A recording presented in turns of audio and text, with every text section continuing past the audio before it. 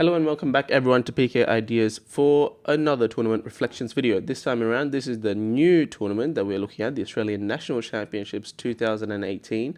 I played in the reserves division. I was in the top seeds, and the first game that I got is pretty much against someone that was lower rated than me. So first game, I was white against Mike Canfell. I completely underestimated the strength of this tournament and the strength of his rating. I'm pretty sure he is from Queensland.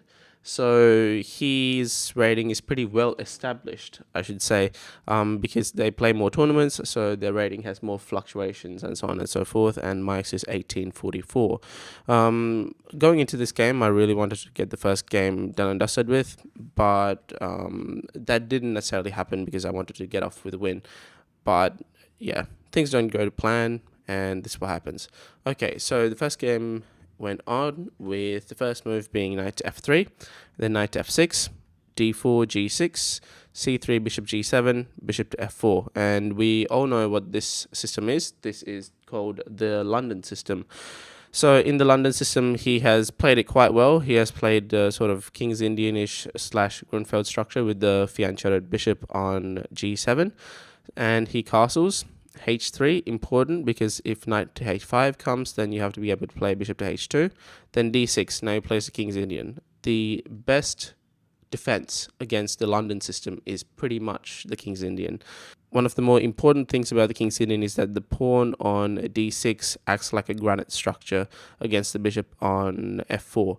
So it's really hard to break through. But knight to bd2 as normal, knight bd7, e3, queen e8, and here I play bishop to e2. So normally the lines go by playing bishop to h2, and when bishop to h2 happens, e5, bishop to c4, queen e7, castles, and then the game pretty much goes on. This game was between Galzel versus Drhus, and that was played in 1999, and it ended up in a draw. But that's not how our game went. So our game went bishop to e2, which was a novelty sort of, and then e5, bishop to h2, e4, and then knight to g1. So right now, white is at a slight disadvantage. The main reason being because I already played my knight outside here and then played it back, and my knight's pretty much wasted 2 moves going in and out.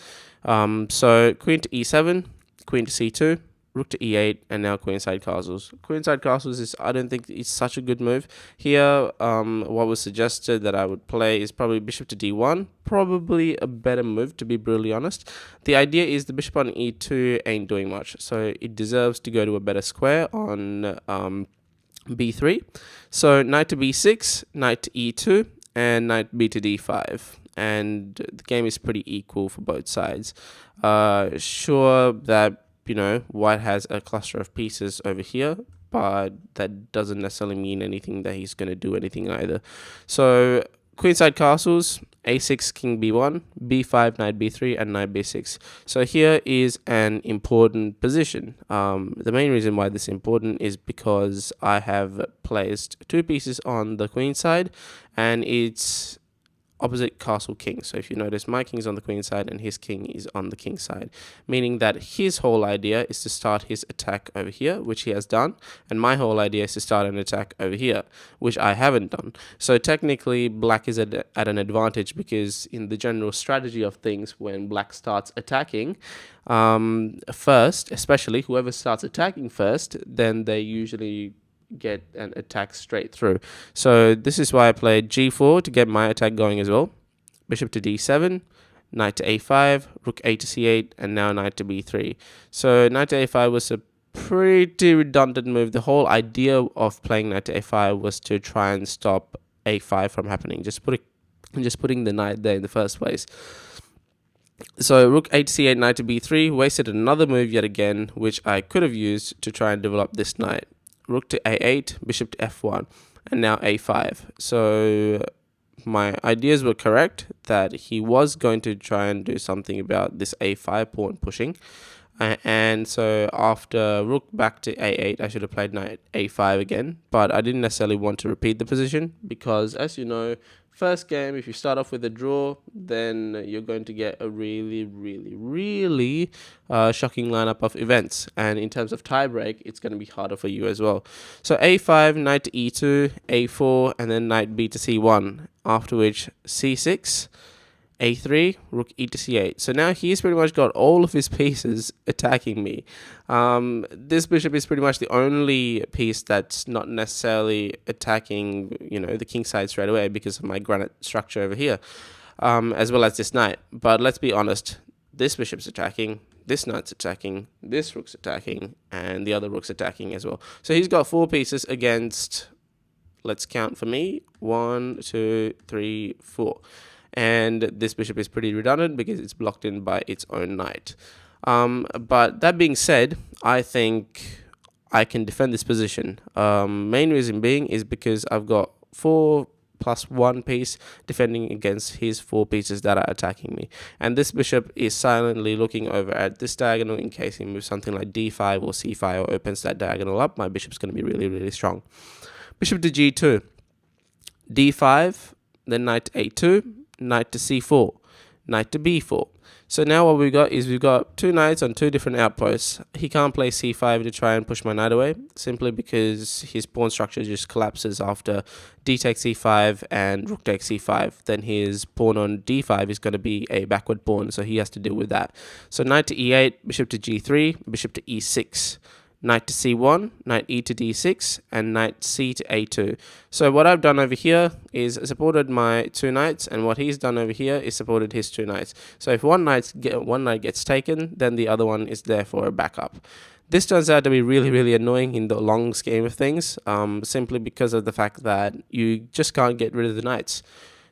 But queen to d7, rook h to e1, and then rook f8. Queen to c1 is played, and then f5. So here in this position, f5 wasn't necessarily a good move. Instead, probably bishop to h6 is a better move for him, and then rook to h1, and I'm pretty much in struggle town. All of my pieces are placed at pretty much the optimal squares possible. So I'm currently on Zugzwang, and he is currently doing nothing about it, which is pretty much why this game ended up in a draw. But after f5, then I play g5. I block the king side up as well. Knight to a5. So the next thing that he has to do is only try and attack on that side. Now, what happened was bishop to f4, and then I have successfully blocked up the king side, and this should be a draw. So after rook f to e8, rook to h1, knight to f7, rook d to g1, bishop to f8, and h4, and bishop to d6. After bishop to f1, king g7, and then bishop to e2 was played. Instead of bishop to e2, what they're suggesting is bishop takes d6. Bishop takes d6, queen takes d6, and then h5. Rook e to c8. Now, I've also got an attack going over here. Sorry. I've also got an attack going over here with my 2 pawns, but it's not going to come to fruition, and nothing much is going to happen out of all of these things.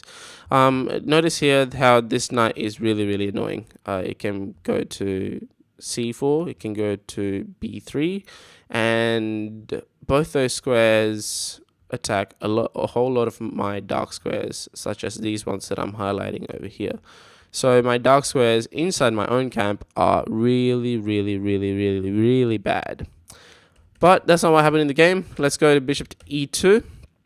I'm planning to play h5, so queen to c7, and I play h5 anyways. So he plays bishop to c8, I play knight to c2, then he plays knight to b3. After which bishop takes d6, queen takes d6. Now notice here if he plays knight takes c1, I obviously play bishop takes c7, knight takes e2, and then I play rook e1, and that traps his knight. So I knew that this was coming. That's why I set up the trap for him. I was fine to swap off queens because my queen was less active than his queen. His queen was doing much more in his camp than mine was doing in mine.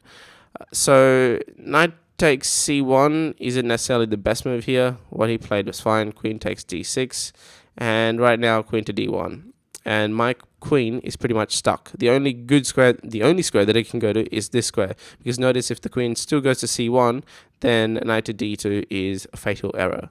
So bishop to b7, knight to c1, knight to a5, rook to h4, rook h8, queen to f1, I finally tried to start an attack. So here, if my attack all works out, then I should be winning this game, because I've got 1, 2, 3, 4 attackers, and he's only technically got 2 defenders, although this queen can come in within 1 move.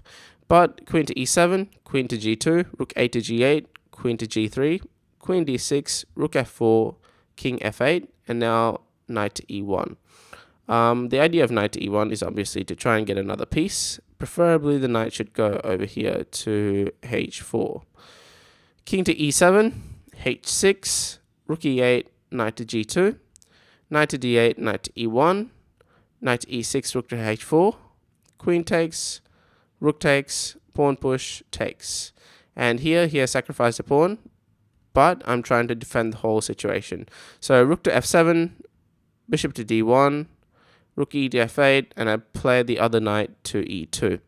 Now knight to c4, king to c2, and knight to d6, rook to h2, bishop to c8, rook to h1, and knight to f5, rook g4. Now here, he is blocking the position. So basically in this game, you just see a whole lot of dynamic play. At the very start, it was me trying to block off the king side, and once he has lost the pawn, it's his turn to block off the king side. So knight to c7, king to b1, knight to e8, king to a2. We played a whole bunch of moves here. I'm pretty much trying to wriggle my way and old man my way, into opening up the position, and he's trying to keep the position closed. Pretty basic strategies going on here. Knight e to d6, king to b1, knight to c4, knight to g3, king d6, knight takes f5, bishop takes f5, rook g3. Then he plays e3, and here I played bishop to c2. Now Engine here says that that's a really, really bad move, and I kind of agree with it, simply because of the fact that after bishop to c2, and e takes f2, bishop takes f5, knight to d2 check, and king to c2, f1 queen. This was simply winning for him, and I completely missed it. Right now, the game has gone over to extra time, and I was already on my last 40 minutes, and he was still on original time.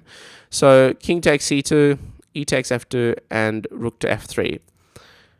Now he played king to d7, rook takes f2, now it's a draw, because I'm not going to move anything stupid, and he's not going to move anything stupid either. So knight d6, rook e1, knight e4, rook fe2, rook e8, king d3, rook e f8, king c2, rook e8, rook e3, rook e f8, rook e2, 1 e2, rook f5, king d3, rook f7, king c2, rook f5, rook h3, rook e8, rook e3, rook f7, king d3, rook f8, king c2, rook f7, rook f3, rook e f8, and rook f to e3. And here we pretty much decided that the game is a draw. That concludes the first game of the Australian National Championships. Things to learn from this game are, first of all, about blocking up the position. When you are playing chess, it is a must to learn how to block up the position, because it's a defense mechanism. If your opponent is starting to attack and open up the position, your first instinct is to do the exact opposite, and that's to block the position. Whether it may be with pieces or pawns, or even just putting threats and using pawns to cover up squares where, they can penetrate. That is exactly how you block out the position. Here, he was trying to penetrate on the queen side at first, so I had to block that. Then he was trying to penetrate on the king side, and I had to block that. So in the end, after he sacrificed the pawn, he realized that that was unfortunately a big mistake that he made. So then he gets the role of being in defense, and he gets the role of trying to maneuver his pieces to try and block up the position. So as you saw before, his 2 knights that were in the position were pretty much doing that job exactly well. In my position, I had used the 2 bishops, and on the queen side, I was using the 2 knights. So you saw a few examples of how you can now block up positions in this game, and that's the main thing that I want you to take away from this. So with that being said, that is the end of the game. First round end up in a draw. If you do have any questions, please go down below and leave it in the comment section. All of my socials are down below as well, and this video will also be up on the website with a bit of commentary on it. So if you haven't already, please go down there and hit that subscribe button for me. and hit a like if you like this video, hit a dislike if you didn't, and if you have any comments or commentary of your own or analysis of your own, please also get down below and go into the comment section and write it up. So with that being said, that's the game. Thank you, and I'll see you next time.